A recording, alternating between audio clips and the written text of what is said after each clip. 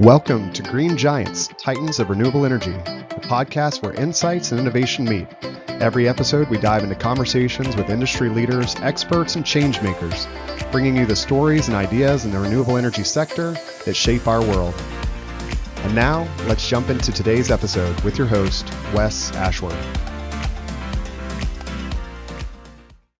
Welcome to another episode of Green Giants, Titans of Renewable Energy. Today, we have a distinguished guest joining us, Adam Knudsen, the Chief Executive Officer at Dynapower. Adam's journey with Dynapower began in 1993 as a sales engineer, and since then, he has been instrumental in the company's impressive growth and diversification. Throughout his tenure, Adam has held numerous pivotal roles, from leading the development of high-power rectifiers and cast coil transformers to spearheading global sales and marketing efforts. His strategic vision has been key in penetrating new markets, including energy storage and military power electronics, and he has managed high-value strategic accounts with great success. In 2004, Adam took on the role of Chief of Operations, where he oversaw engineering, manufacturing, and sales, and led the first large-scale market introduction of chopper technology into the mining and electrochemical industries. Adam's expertise and leadership have been crucial in Dynapower's ongoing expansion into the clean energy market. Adam holds a degree in engineering physics from the University of Maine, with concentrations in electrical engineering and economics. We're excited to have him share his insights and experiences with us today. Adam, welcome to the show. Great, Wes. Thanks. It's great to be here. And it actually almost sounds like I've done something over my last 30 years in the industry. So I appreciate that long introduction. Yeah, you have. Pretty impressive guy. Yeah. So starting out, can you share a little bit about Dynapower's core mission and also what drives your personal passion in the renewable energy sector? Yeah, that's easy in the sense that they're intertwined. We have for really the 60 plus years that Dynapower has been in existence, half of which I've been a participant as just one member of a very hardworking, talented group. We've always driven to try to solve the world's most challenging power and energy problems. And over the course of many, many decades, those problems dynamically shift, right? And so where we are currently is we're right in the middle of the clean energy soup. And I'm thrilled to say in the middle. We're not in the very infant stages, and we certainly haven't finished, right? So we're right there. And part of what we do is, we really do try to recruit and retain the world's most talented professionals. And I say that with a huge reverence of our team and their ability to solve these problems, and knowing that we're just one part of that equation. But when we have new people join our business, we tell them some of the things that we're doing that are, world class. And they say, world class? Yes, the best in the world, right? Yeah. And so part of that is, everything from, our technical teams and our sales professionals and the people building product. I mean, the whole crew, especially the people that are out there, the men and women doing field service for our gear around the world. We take that talent and we try to apply that on the challenges of today to influence the future. So some of those challenges of today are, how do you integrate a higher and higher percentage of renewable energy on our grids? And I say our because I mean the global grid. How do you do that and maintain resilience, reliability, and the cost side of that? So as you can probably tell, based on maybe a little bit of energy and some caffeine, I get really excited about that. And our team gets really excited about that. So when you show up, whether it's physically or virtually, in our business, your work matters, and of course we do a lot of other work besides just, the clean energy side of our business that we can talk about a bit. But so bringing that talent with a lot of capabilities, global partnerships, and of course, the support of our corporate parents, Sensata Technologies, we really can have a bigger and bigger impact around the clean energy world. And some of the challenges that we're doing right now is, of course, battery energy storage and how that connects to renewables. And there's massive growth in the connection of batteries with renewables in a lot of different ways, right? Not to get a little too electrical engineering here, but the AC coupled, which is pretty typical, right? Grid, bidirectional inverter, batteries, and a lot of controls to make it all work. But over the course of the last 7, 8, 9 years, Dynapower has led the innovation of DC coupled storage. So we've got tons of DC to DC power electronics that help add batteries to either existing solar installations for optimization or brand new installations that just happen to be DC coupled. So allowing the penetration of renewables through battery energy storage, it's been a cornerstone of ours since we founded our clean energy group in 2007. was a long time ago in the world of Yeah, technology. So it does happen, changes a quick. little bit of my gray hair is also connected into this. So that's a huge piece, and that is a growing piece of our business, and we've been Yeah. in there really since the beginning. But probably about 4 years ago, we really did drive an expansion of our clean energy business from battery energy storage and the power electronics associated to a much more broad-based solutions approach. And what I mean by that is, yeah, of course, we vertically scaled through the battery energy storage, providing batteries, providing the controls, doing that work. But also, we went after very purpose hydrogen applications, right? And the Yeah. hydrogen applications is a growing, and it's going to be a massive impact to the world. And we've really been on that doorstep for 20 years with some of our partners. Yeah. We've been working with Proton Energy out of Connecticut for a long time, and of course they were acquired by Nel, and they're a current and future partner of ours. So we didn't start thinking about hydrogen three years ago. We've been doing it for a long time. But how hydrogen is used and the evolution of that technology, and I mean the cost outs and the incentives and everything to really, I'll say, provide some adrenaline into that space, it's happening now. So the way that we approach hydrogen is really, I think, unique, and it's pretty exciting for us. So we've got our battery energy storage connected to renewables. Then we've got our hydrogen group, that uses some of our existing technology that we've been selling, in the mining and electrochemical space for 20 plus years. Sure. Copper technology, which is being deployed in the hydrogen space. This is all public information, but the project that we're doing with Mitsubishi at the ACES project out in Utah, that uses advanced chopper technology that Dynapower has provided multiple gigawatts of that product all around the world. And it's really cool that the hydrogen, large-scale hydrogen, is grabbing that existing technology and leveraging it in a new application. A lot of great power quality benefits, response benefits, and since we've built a lot of those, we're confident in this application. So there we've got hydrogen. And then we've got, okay, well, we've got microgrids, right? And everyone, of course, has the joke that micro means small. Well, of course it does in Latin, but in reality, it means an independent energy grid, right? The ability to operate independently. Well, that doesn't just happen, right? You can't just flick the switch and turn everything, independent. There's a lot of technology that has to happen to make that work. Sure. And that technology has to be interdependently linked for all of the loads and the generation sources. And to do that, there's some advanced technology that we've developed. One quick example, which I think may be helpful. Yeah, please. Dynapower is unique in a lot of ways, and we're just one big part of the solution in other ways. Okay, so in one way that we might be unique is the sense that not only do we have a clean energy group, we have an industrial group, and we have a defense group. Okay? Sure. So we have three very, very specific and differentiated applications and end markets. And if you look at the defense side, we provide two different types of defense solutions. We provide mil spec, which is really forward operating theater. So this is gear that helps our men and women in the military be safe and execute their missions. As an example, one of those systems is we provide power electronics that power up the Patriot missile system. Well, sometimes that Patriot missile system is connected to the grid, and sometimes it's connected to standby generation. Well, Dynapower developed its dynamic transfer technology in 2009 to support that gear being connected to the grid. And if the grid has a perturbation or goes away, instantaneously and dynamically transfers to an alternate source.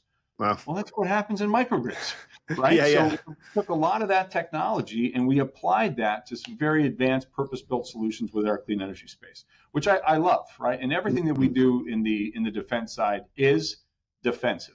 We don't do anything on the offensive side of defense. And I know that the world needs that too, but for us, we've always been protecting and helping our men and women in the military do their jobs safely. So that's one of the, I think, important applications that has been inspired by some of our military defense work, and we can apply that into the clean energy. So on the microgrid side, I get pretty excited about that too, because what ends up happening is planners, right? Energy planners, municipal planners, all of those, they get different tools today than they had 10 years ago, that they had 20 years ago. And part of those is to be able to more effectively operate those independent, grid systems. As an example, just 90 miles south of where I'm sitting in Rutland, Vermont, we did a project with the Department of Energy and Green Mountain Power that basically provided battery energy storage, our power electronics, and a whole heck of a lot of solar on an old landfill. Okay, Yeah, so great use of everything there. absolutely. And one of the things that project really drove for innovation is the ability to disconnect and independently operate at a medium voltage level. What that really Yeah. means is a lot more power, right? It's not at the Yep. 480, it's at the 15 kV. And one of the cool aspects of that project was with the solar and the batteries, power electronics, and our controls, we really have an indefinite energy source, right? So Yeah. it can operate without having to get diesel to generators. I mean, and this really Yeah. was driven by some really challenging climate-based storms in Vermont, where we had whole Right. towns cut off for weeks. I mean, that's really challenging. So Yeah. that technology, the critical load on that feeder is Rutland High School. Rutland High Okay. School is the disaster emergency area shelter for that part. So Oh, wow. if you fast forward a bit, now I don't know if it's 10 years or 50 years, Yeah. all around the country, there will be these independent microgrids that Mm-hmm. provide this renewable battery energy storage controls that can provide basically indefinite energy and hence indefinite reliance, so that if we do have, and we will have, unfortunately, more Oh, yeah. climate-driven challenges where there's these emergencies, then the system can provide the power to the hospital, to the emergency shelter, to the grocery store, to the pharmacy, basically keeping that entire population safe through renewable energy and Dynapower power electronics and technology. And if you can't get excited about that, then That's incredible. you got to go to something else. So Yeah, go ahead and log off this and go listen to something else. well, here's the interesting piece. That's awesome. Project with our partners, Green Mountain Power, Yeah. 8 years ago. This Wow. isn't yesterday. This is 8 No years ago. kidding. So when you look at those microgrid applications, unfortunately, it does take time for people to understand the technology, then feel comfortable use it, and then deploy it, and then learn from it, and then update it and redeploy. But I do believe over the course of the next several decades, the use of these technologies, both battery energy storage, obviously the renewable side, and hydrogen, you're going to really be converging into providing these packaged power and energy solutions that increase resiliency and provide cost savings. So there's a bit of our microgrid. And Yeah. I think you mentioned a project that we're right in the middle with right now, Yep. with our friends at NREL and the Calistoga piece. And, Uh-huh. I look at this obviously, and it's happening right now, right? I'm driving into work and Yep. I'm listening to the challenges that are going on in fire. And, there's LA County fires, and there's fires going on in California. And I know that whole crew in California and other places are working really hard to mitigate that. But Sure. one of the protectionary actions that has been triggered is they literally shut off the power to the towns if they've got a fire emergency or a fire threat. Because, of course, Okay. fortunately, some of the most recent and really devastating fires in the past have been connected to some of that power feed infrastructure. So Right. they disconnected. Well, what are you supposed to do, Wes, if all of a sudden the power in your town is turned off, right? No kidding. So we work with our partners in that space. We've done it several times actually now in California, where we provide power electronics. Sometimes we provide the whole piece, including the batteries. Oftentimes, Sure. and in this case, just the power electronics. And the reason that our gear is deployed in that project is because it has a feature called Black Start. Okay. Which means, there's absolutely no grid, and you can create the grid through a Black Start, application, which means you take the energy from the batteries, you create the grid. It's called grid forming. And of course, it's a pretty intricate, sequence and timing to make sure that everything is properly, ramped back up. So there's a great application of all of the technology and, unfortunately, climate disasters and challenges of the past that have shaped some solutions for the future. So that's pretty cool. It's incredible stuff. Microgrids is our third segment within our clean energy, right? So we've got our renewables, we have our hydrogen, we have our microgrids, and then the fourth piece is e-mobility. Right. I mean, electrified transportation is obviously big and growing. I personally believe it has a critical mass. Right. So it's going to go, independent of any short-term challenges. It's going, and that's everything. Right. That's everything from our electric vehicles. Right. I have my wife and I have a Tesla in the process. So we're part of the solution. But it's also, Amazon and what they're doing and driving electrified. I remember sitting on the couch with my son watching football, and all of a sudden we see the Amazon trucks and electrified transportation, and Amazon trying to make the world a better place. And And I'm thinking to myself, well, shoot, that's exactly what we're trying to do. I mean, Right. Dynapower's message is, powering a cleaner planet. And that Absolutely. whole piece is supported by Sensata electrification. So it's really cool to kind of see some of those pieces really come together. And Yeah. when you're sitting on the couch watching the New York Giants, Right. you got to have something fun and positive to talk about, since we haven't had a lot of that in the last couple of years. So Yeah, that's right. the clean energy space. So There you I go. think that's a really cool piece, the electrified transportation. And I can't really see the building from my office, but our partners Beta, literally just a couple miles as the crow flies at Burlington Airport. We've got a Yeah. very close relationship. We've provided some product. We've got some team members that used to work at Dynapower, Kyle, Chip, and the crew, Mike, that have moved over there. So we provide power electronics for their charging stations, and it's so electrified, flight, right? And so Yeah. electrified transportation, whether it's trains, planes, cars, freight, Yep. ferries, I mean, it's here. And so there's that e-mobility piece is a really cool next, segment for us to support. And some of our DC to DC technology and some of our, fifth generation utility scale inverter providing DC bus for some of these high fast charging applications. Yeah. What kind of rounds it out. Now, we don't have a fifth segment yet, but we've left a little space because we know we haven't nailed just these four, right? I mean, there's going to be a lot of solutions that need to be really solved and implemented over the course of the clean energy journey. Yeah, no, I one of the things I love how Dynapower is just connected to so many of these different areas and at the heart of this transition and helping so many of these different things with microgrid and electrification. And even we talked a little bit about the defense sector. And I think that's something that people don't always think about, but how much power is used there and the impact that you can have. So I love learning that in terms of like Dynapower's unique position with its involvement in both renewable, but also in this defense side of things. And I'd love for other people to hear about that. So yes, can you tell us a little bit more about the involvement in the defense sector and then how you balance sort of the challenges and opportunities that come with really diverse applications as you've just outlined previously? Yeah, so maybe I'll hit two parts of that question. So the first bit is, how do we work within the defense segment? And then maybe the second bit is, what's going on in the world of energy in the defense, right? So when we start with the defense, I always joke, I use 100 years. It wasn't 100 years ago, but, for many decades, Dynapower grew up providing, power electronics for metal finishing applications, aerospace applications, battery energy storage, and battery forming back in the 70s when I was playing. Right, yeah. Early player. But that journey continues to evolve. And in the, I'll say, mid 90s, we really got approached by a couple of the defense contractors for us to build transformers that go on ships, right? And we build magnetics mostly for our own use. Yes, sometimes for others. And in this case, the others was the U.S. military. So we build transformers that are mil-spec transformers that go on a variety of different ships.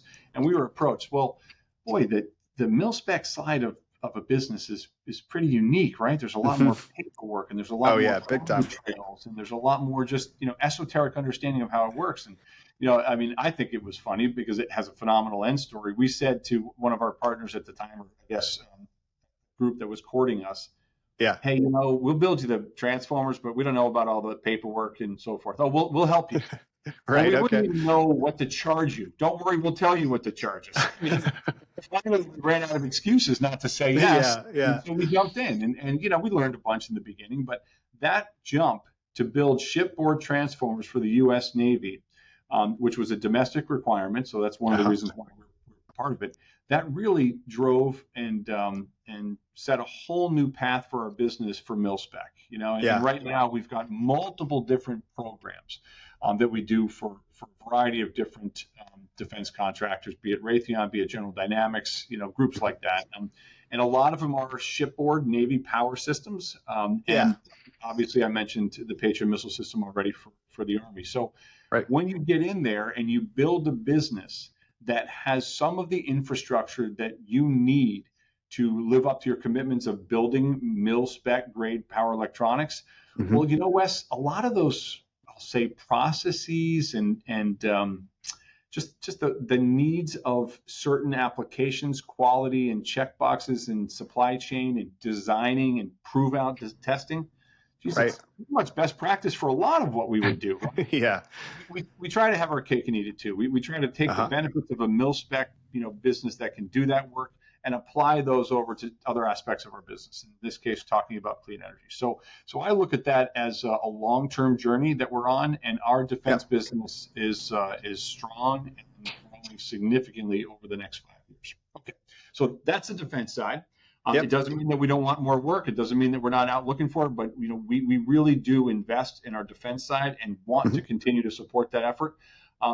But the other part of it is when you get in and you build a reputation within that defense segment, you build the reality that you can be relied upon to deliver on what you say. Sure. Right? That's huge. And so all of a sudden you get more and more opportunities to help them solve problems because they know you've done it before and they've learned who you are. So here we go. The U.S. military is one of the largest energy users in the world. Right. And they have an extremely diverse energy need.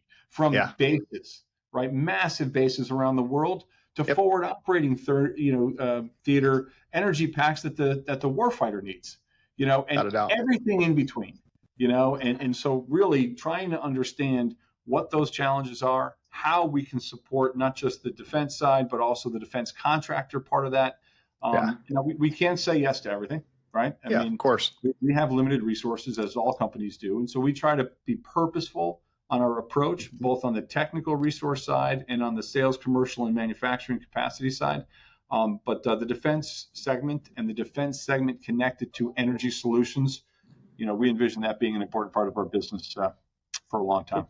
Without question, as you mentioned, it's one of the dominant energy users in the world, and so when you talk about impact, what a better way to make a real impact and to be able to service those areas and do that work. So absolutely. Can I just tell you one quick story, Wes, on the front? Yeah, please. When we did the first development of the Patriot missile system for our world, I was telling you it's 2009, they mentioned that the core of the overall power and control system hadn't been updated for a while. So this was a chance to maybe redo the infrastructure, right? So we started with a blank sheet of paper and we go through the whole process, right? Preliminary design review, critical design review, and just an amazing individual. The gentleman that led the original Patriot design program in 1976, which is the reason why it's called the Patriot. No one would ever cancel or not fund a critical defense at the bicentennial, called the Patriot, right? So that's the story told. But he stood up, and he's obviously long since retired, but he stood up, and we had leaders and people that were building the product spread out around our conference room. And he looks at all of us and he says, what you guys are doing matters. Building a quality product that works when we need it and matters. It's the difference between life and death. Wow. Yeah, absolutely. You could just feel the weight in the room. And it was like, okay, if you asked early on what gets me excited and what's my personal passions, I mean, if you can help power a cleaner planet and move the needle to help the world be a better place and a more sustainable place, and you can help it be a safer place, I mean, that's I don't know what got it's it. That's kind of the ultimate goal there. I mean, you really have covered it. And no wonder. I mean, I think, when you talk about you've recruited sort of these best in class folks and what's made your company and the success that's driven, without a doubt, you started telling that story and that mission and just sharing the values of the company and what you're trying to do. That's the kind of stuff people get fired up about and want to help and support. So absolutely incredible. When we bring on team members, and we talk about retention and succession planning and development opportunities, it's a stressful job. I mean, we what we do is hard, right? It's not easy. It's intense. I mean, we dress casually, but we do really important solutions. But the joke that I made is we're not just trying to hire and retain people that don't know how to use the internet, right? I mean, you need to wake up every day, whether you come into work physically or virtually, and want to be here. And I'm also a realist. I mean, you don't have to sprint out of bed and do your Dynapower things. But we want the team members engaged, and we also want a work-life balance. Which at times can be hard, but we try to be much more cognizant about that. And because if you save the world, but you don't have any time to spend it with your family, Yeah, that's true. not a good situation either. So. No, not at all. Not at all. And I think the more challenging the work, the stronger your why has to be, right? And I think you've got such a strong why there, what'll drive people that are driven to that challenge and wanting to really make an impact, but without sacrificing the significant family time and those sort of things. So keeping what's most important. Transitioning a little bit into just what you see in the future and industry trends and things like that. Always interested to hear your perspective. So what key trends do you believe are shaping the future of renewable energy industry? And then how is Dynapower positioning itself to lead in these areas? And you've mentioned a few things. I know hydrogen and those kinds of things, but expand on that topic. Yeah, let me give you a quick. So as you mentioned, I have a degree in physics and electrical engineering. And I remember being in a power class my junior year, and the professor gave us a test. Yeah. And he taught us how to use this tool, and he taught us how to use this tool. And the test he gave us, you never trained us on how to do that.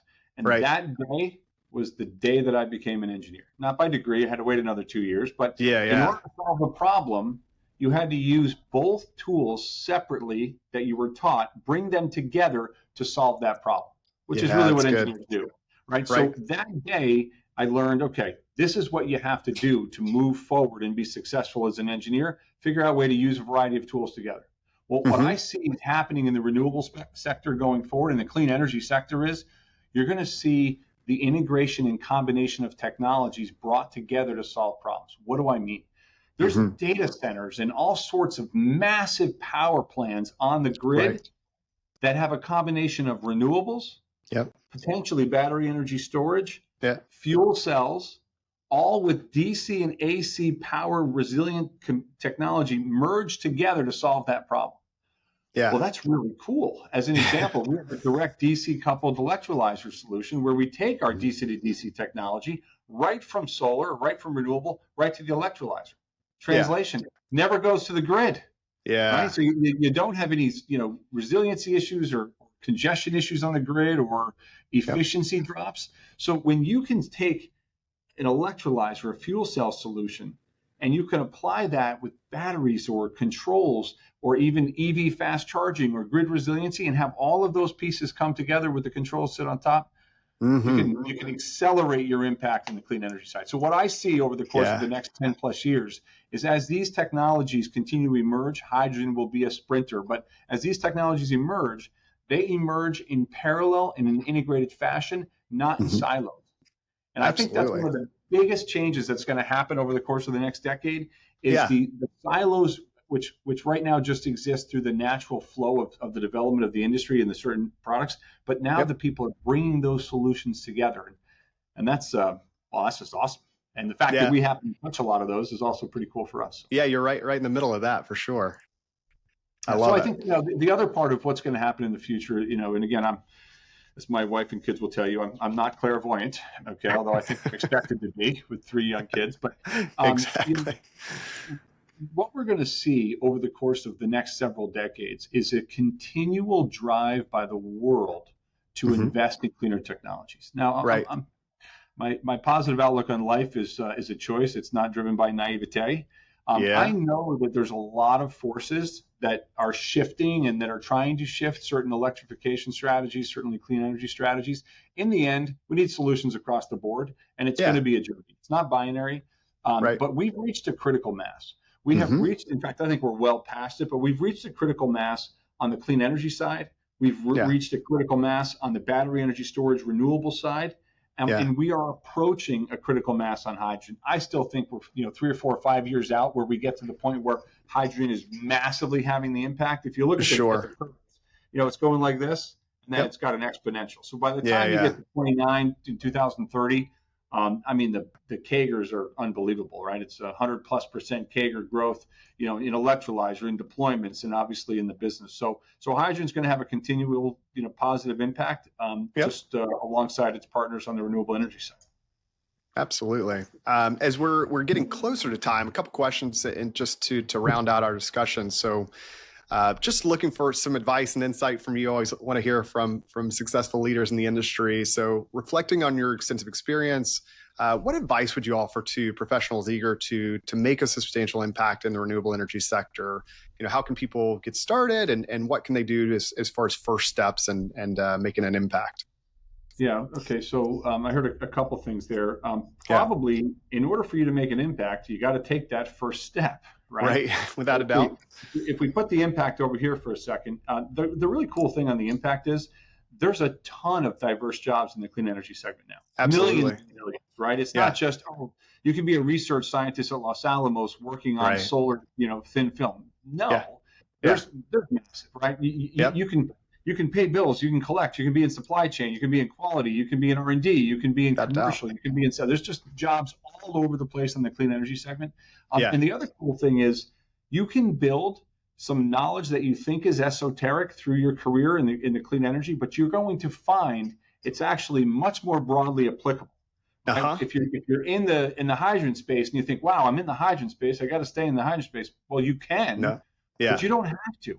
And one of the reasons that I think is important is organizations are absolutely diversifying in these industries. You're seeing a lot of the large oil and gas, this is going to be going on for a while, jumping into clean energy and making sure that they have diverse. So then all of a sudden, some of the world's largest companies, right, are focused on driving a sustainable plan in clean energy, which means you could be a clean energy scientist for Chevron. You could be a clean energy scientist, working on Amazon projects. I mean, when you get to that point, your opportunities are, you're not limited at all. Now, Without a doubt. the educational institutions around the world, including the U.S., they have. I presented to an environmental MBA program at UVM just a couple of years ago. They wanted to know, well, what's going on out there, and I think I shocked them in the sense that I said, listen, you're MBA students, you're also focused on the environment, right? So what are you doing there? That's a little bit of a potential conflict, right? Yeah. Masters in business, you want to drive business and financial performance. Yep. And you're talking about, clean energy and environmental. And the answer is yes. You can have careers, you can make money. Because in my world, Wes, if what you're doing isn't sustainable through financial performance, and I'm not talking about perfectly linear, it goes like this, of course. Well, then it's going to be hard to change the world, which is some of these incentives, whether it's the local U.S. group and the DOE driving hydrogen, or whether it's some of the stuff coming out of Europe. There is a history of short-term incentives to drive market change, just maybe accelerate the cost and efficiencies in the deployment of some of these technologies. And we're right in the middle of one with hydrogen. So when you look at disruptive technologies in energy, obviously solar was one from the 70s, clearly disruptive as we sit here. Battery energy storage in 2007, clearly disruptive as we sit here. E-mobility, disruptive, right? Yep. And now we're talking about hydrogen. It's going to be as disruptive, if not more, and it's going to be faster than it would before. So I think that answers the job, question. Yeah, without a doubt. Part of it. The other piece, in order to have an impact, you likely have to do it long enough for it to matter. Yeah, right? Sure. So Great point. Very rarely do you come in, you hit the home run, and you retire. Or you come in and you strike out 3 times in a game, and you don't get to play in the next game. What I say to everybody, it includes my team, our business, it includes the industry, have stamina. Be confident in what you're driving to accomplish, and expect there to be failures. There will be failures. I've got a quote up on the wall that says, success consists of going from failure to failure without losing your optimism. And I think we do need to recognize that in business, in the clean energy segment, you are going to have fall downs, right? And it's how we pick ourselves up, work with our partners, and execute that I think really differentiates, at least our business. And we've been in the clean energy business for a long time. We've been in business for a long time, and we don't have enough time for me to tell all the stories. But we're not perfect, but we work our tails off to try to be. And when you partner with our business, we deploy projects. We don't just do cute science things over here, which are important, but it's okay if that doesn't go. No, we have gear that's running in the middle of Africa. We have gear that's protecting our men and women in uniform. We have gear that's helping Calistoga work through their solutions on energy, and that gear has to work. It has to be reliable. We've got a ton of team to help with that. Yeah, no, that is so good. I love that initial theme, and it's something that comes up all the time. I think for me, in my perspective, it is the most exciting industry to work in in the world, and you can really do anything. Any skill set that you have, you can make a difference in the industry, whether that is, communications or HR, or these things that you don't necessarily associate with like, oh, renewable energy. But all of these functions are vital to the progress and making it happen and making it come to life. And you can apply any skill set you have probably to this industry. And as you said, it's disruptive, it's fun, it's fast moving, it's challenging for sure. But those that are drawn to that, I mean, it's a great career. So I love it. You set up a softball, which we were going to hit regardless when we wrapped, but we'll just do it now. Really recognizing and appreciating, the team and how that team is recruited and retained. You can't do that without positively engaged human resources and that whole world, right? It's hard. I mean, we have a little bit of a joke called Dynapower Satellites. You come in, you work in our business for 2, 3, 5, 7 years. Yeah. Well, you get a lot of attention. You just do, right? And sometimes opportunities can be faster outside of our business than they are inside. And when that happens, we always say that, you got to be more employable the day you leave our business than the day you start. Otherwise, we've failed. Right? That's good, yeah. And so we have these team members that have, I'll say, grown up inside of our business and then taken opportunities. Almost all of them have taken opportunities within the clean energy space. And it takes them between like a day and a week before we get a phone call back, hey, I have a project. So we say, build satellites. You got to go out because they remember the gear that we do and they remember the passion that we do to try to meet expectations. Yeah, without a doubt. And that's, lasting impact, right? Even if it's not directly with Dynapower, they go on to do other great things with other great companies. And I think that's still an important piece of the puzzle. And sometimes, they come back as well too. And they go and learn other skill sets and things like that, come back and even better. So with that, we're pretty much at time, but any closing thoughts, things you want to add, sort of parting advice for our listeners out there? Yeah, I guess the last piece is this is not a challenge that gets solved by one company. Yeah, it just isn't, right? Yeah. And so in order for us, and I say us, the professionals that are working and will work within the clean energy space, collaborate, work with each other and spend time to engage to find out, well, what are your problems? What are you valuing? And if it's not us, well, how can we put you in touch with somebody that can do it? Because when we collaborate as an industry, we become more efficient. And when we become more efficient, then we increase our ability to have an impact in velocity, right? Engineering, not just speed, but direction. And I believe the clean energy world, we need to continue to go responsibly faster. Not irresponsibly faster, but responsibly faster. With the technology, with the commercial aspects, with the drivers to be more and more, impactful around the world. And in order to do that, we have to work. One of our biggest, competitors is also one of our largest customers. Yeah. And I think that's a great example. Work together. You can manage the intellectual property lines and all of that, and the intel. Work together to solve problems, and the world will be a better place, and we'll get there in a faster way. So, be collaborative. So good, and so important. I think that theme also is recurring. The collaboration, how important that is. So, with that, we will wrap up. But thank you, Adam, so much for your time. This is such a great, insightful episode that I'm sure people will get a lot out of. So. Thank you to the audience out there listening. And as always, if you enjoyed the conversation, share it with a colleague, share it with a friend or family member. Don't forget to subscribe to the podcast. It's available on all major podcast platforms out there. Stay tuned. New episodes are on the way. And again, thank you so much, Adam. And we will see you next time. This episode of Green Giants, Titans of Renewable Energy, was brought to you by Lead Group Search. If you enjoyed today's discussion and are looking to recruit top talent for your company, or find your next career opportunity in the renewable energy sector, visit leadgroupsearch.com. Let's continue driving the future of clean energy together. Until next time, keep pushing toward a greener future.